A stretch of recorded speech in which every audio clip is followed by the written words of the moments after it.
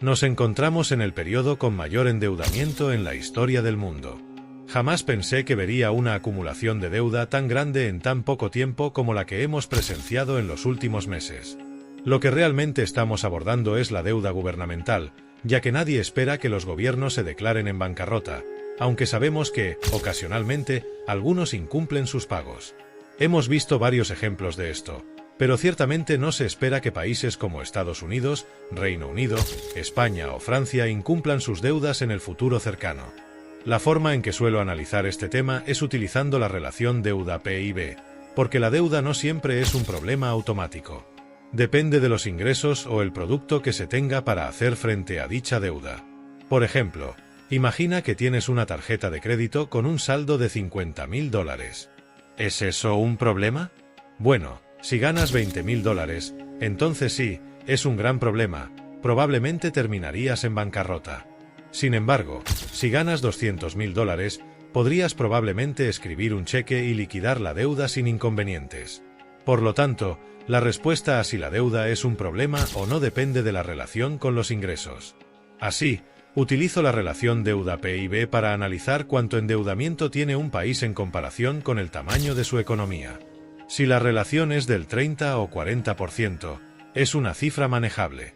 Tienes deuda, pero también una economía fuerte, con la capacidad de pagarla a través de impuestos u otras fuentes de ingresos.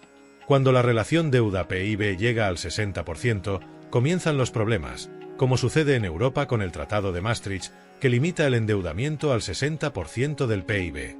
Aunque muchos países europeos han superado este umbral, como España, Francia e Italia, la situación se agrava cuando la deuda alcanza el 90% del PIB. A partir de investigaciones realizadas por Ken Rogoff y Carmen Reinhardt, se ha demostrado que, una vez que un país supera el 90% de deuda respecto a su PIB, la deuda deja de ser productiva. La idea de pedir prestado es que, por cada dólar que tomas, obtienes más de lo que gastas, generando más crecimiento. Pero, una vez superado ese umbral del 90%, por cada dólar prestado solo obtienes 90 o incluso 80 centavos de crecimiento, lo que indica que no puedes endeudarte más para salir de la deuda. En este punto, la deuda entra en un ciclo vicioso. Países como Estados Unidos, que actualmente tienen una relación deuda-PIB del 106%, se encuentran en un camino rápido hacia el 120%.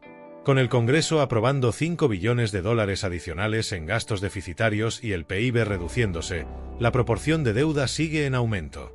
Esto significa que Estados Unidos empieza a parecerse a Italia, Líbano o Japón, países con una relación deuda-PIB extremadamente alta.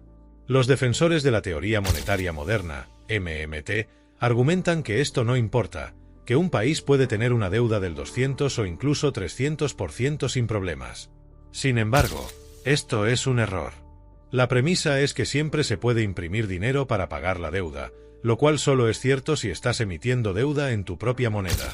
Países como Argentina, que toman deuda en dólares, no pueden imprimir dólares, por lo que se enfrentan a graves problemas cuando la deuda externa aumenta. Además, si la inflación comienza a aumentar, los defensores de la MMT creen que simplemente se pueden subir los impuestos para controlar la situación. Sin embargo, esta no parece ser una solución sostenible, ya que podrías terminar en un ciclo de endeudamiento sin fin. Lo que realmente debemos vigilar es la inflación. Aunque en este momento no hay signos claros de inflación, el verdadero peligro es que, si la confianza en el dinero se pierde, las personas comenzarán a gastar de manera descontrolada, buscando bienes físicos como tierras, oro, plata, arte o bienes raíces, lo que podría disparar la inflación rápidamente. Esto ya lo vimos en los años 70, cuando la inflación se salió de control en Estados Unidos. Por el momento, no veo inflación significativa. De hecho, es más probable que veamos deflación, lo que plantea un riesgo diferente. La deflación aumenta el valor real de la deuda, lo que significa que cada dólar adeudado se vuelve más caro de pagar.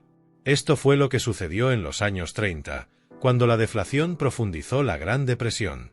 La deflación es peligrosa porque eleva el valor real de la deuda, incluso si las tasas de interés son bajas.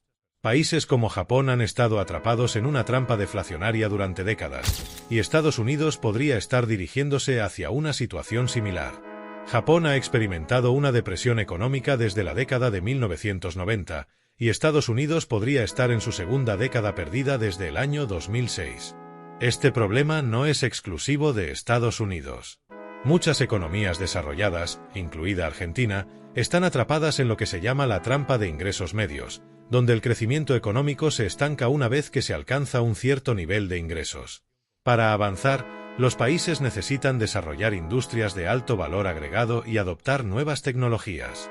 No basta con continuar con los modelos de manufactura y exportación tradicionales. En el caso de Argentina, con su fuerza laboral altamente educada, podría ser una excelente candidata para atraer industrias de tecnología avanzada y manufactura de alto valor. Con Estados Unidos buscando romper su cadena de suministro con China, Argentina debería posicionarse como un posible socio estratégico. De hecho, ya se está considerando a países como India y Jordania para reemplazar a China en la producción de productos tecnológicos como teléfonos celulares. El problema es que la deuda sigue aumentando. En el caso de Estados Unidos, su déficit presupuestario anual era de $1 billón antes de la pandemia, y con los programas de estímulo de emergencia se añadieron $3 billones más. Aunque estos programas, como los préstamos del Plan de Protección de Nóminas y los beneficios por desempleo, fueron necesarios, la deuda es deuda, y ahora el país está enfrentando una relación deuda-PIB cercana al 135%. Este nivel de deuda plantea graves interrogantes sobre el futuro crecimiento económico. La teoría de que el endeudamiento público genera crecimiento se basa en la noción de que, por cada dólar que se toma prestado, se puede generar más de $1 en crecimiento del PIB. Sin embargo, lo que Rogoff y Reinhardt demostraron es que, una vez que la deuda supera el 90% del PIB, esta relación se invierte y por cada dólar prestado se genera menos crecimiento económico. En resumen, las economías desarrolladas, lideradas por Estados Unidos, están en una encrucijada. Las teorías económicas que defienden el endeudamiento sin fin se están poniendo a prueba, y pronto veremos si son viables o si, como sugieren Rogoff y Reinhardt, la acumulación excesiva de deuda es una receta para el estancamiento económico. De hecho, una de las grandes preguntas que enfrenta la economía mundial hoy en día es si realmente podemos seguir aumentando la deuda sin sufrir las consecuencias. Los defensores de la teoría monetaria moderna, MMT, argumentan que el nivel de deuda no es un problema siempre y cuando el país pueda imprimir su propia moneda para pagarla. Según ellos, un país como Estados Unidos podría tener una relación deuda-PIB del 200 o incluso 300% sin mayores repercusiones. La lógica detrás de esta idea es que el gobierno siempre puede imprimir más dinero para pagar la deuda y, si la inflación comienza a ser un problema, simplemente se pueden aumentar los impuestos para reducirla. Sin embargo, esta visión pasa por alto una realidad fundamental. La deuda no solo tiene un impacto en el balance económico, sino también en la confianza de los inversores y los mercados. La historia ha demostrado una y otra vez que cuando los gobiernos abusan de su capacidad para imprimir dinero, eventualmente se pierde la confianza en la moneda, y la inflación puede descontrolarse de una manera que es difícil de revertir. Esto lo vimos en la década de 1970 en los Estados Unidos, y más recientemente en países como Venezuela y Argentina, donde la inflación ha destruido el valor de las monedas locales. Por otro lado, los economistas más tradicionales, como Rogoff y Reinhardt, sostienen que, una vez que la deuda supera cierto umbral, comienza a ser una carga para el crecimiento económico. En lugar de generar más actividad económica, cada dólar adicional de deuda genera menos crecimiento, lo que lleva a un ciclo vicioso donde la deuda sigue aumentando, pero la economía no crece lo suficiente como para pagarla. En el caso de Estados Unidos, el país ya ha superado este umbral crítico. Con una relación deuda-PIB que se aproxima al 135% y con las proyecciones que indican que podría llegar al 150% en los próximos años, es inevitable que surjan tensiones en los mercados financieros. Aunque la Reserva Federal ha mantenido las tasas de interés extremadamente bajas, lo que ha facilitado el servicio de la deuda, esto no puede durar para siempre. Eventualmente, las tasas de interés tendrán que subir, y cuando eso suceda, el costo de la deuda será mucho más alto, lo que agravará aún más la situación. Lo que hace que la situación sea aún más peligrosa es que gran parte de esta deuda está siendo adquirida no para invertir en el futuro, sino para cubrir déficits presupuestarios y financiar programas de emergencia. Aunque estos programas fueron esenciales para evitar una crisis económica mayor durante la pandemia, no se puede ignorar el hecho de que la deuda sigue aumentando sin un plan claro para reducirla en el futuro. La gran incógnita es cómo responderán los mercados cuando finalmente la situación se vuelva insostenible. A diferencia de la inflación, que puede ser controlada con políticas monetarias y fiscales, la deflación es mucho más difícil de manejar. En una situación de deflación, el valor del dinero aumenta, lo que hace que las deudas sean más difíciles de pagar. Esto crea una espiral descendente donde las empresas y los consumidores reducen el gasto, lo que reduce aún más el crecimiento económico y aumenta la presión sobre los deudores. Japón ha estado atrapado en una situación de deflación durante más de 3 décadas, y hasta ahora no ha encontrado una solución efectiva. El país tiene una relación deuda-PIB superior al 200%, y aunque ha logrado mantener tasas de interés bajas, el crecimiento económico ha sido anémico. Muchos economistas temen que Estados Unidos y otras economías desarrolladas estén siguiendo un camino similar. La solución a este dilema no es fácil. Por un lado, los gobiernos necesitan seguir gastando para apoyar el crecimiento económico y evitar una recesión prolongada. Pero, por otro lado, el aumento de la deuda podría llevar a una crisis financiera si los inversores pierden la confianza en la capacidad de los gobiernos para pagarla.